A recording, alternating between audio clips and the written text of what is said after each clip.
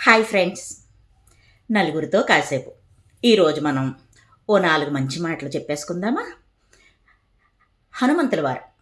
ఈయన యొక్క మాట్లాడేటటువంటి తెలివి ఏమిటి? ఎక్కడ? ఎప్పుడు? ఎంత? ఎవరితో? ఎలా మాట్లాడాలి?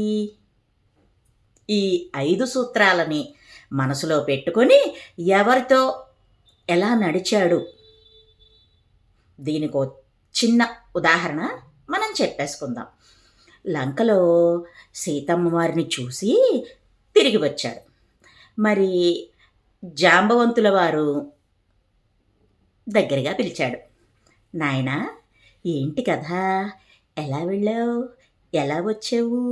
విశేషాలేంటి? అని అడిగాడు. అక్కడ కూర్చుని ఓ 200 శ్లోకాలు పాడాడు.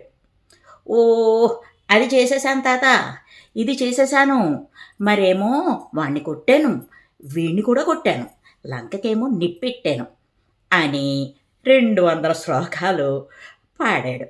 ఆ తర్వాత రామచంద్రుల వారి దగ్గరికి వచ్చాడు. నాయన ఏంటి సమాచారం అడిగాడు రామయ్య. లంకలో కాలు పెట్టాను.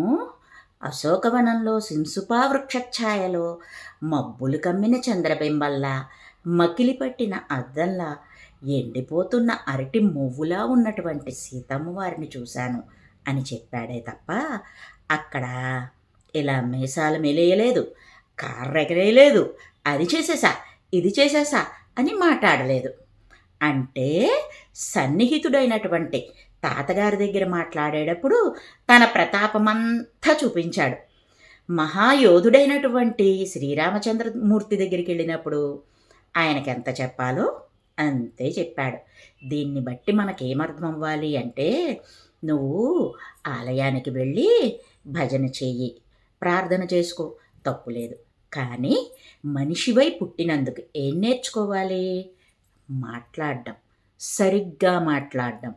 ఆ మాట్లాడడం ఎలాగో నేర్పిన మహనీయుడు హనుమంతుల వారు.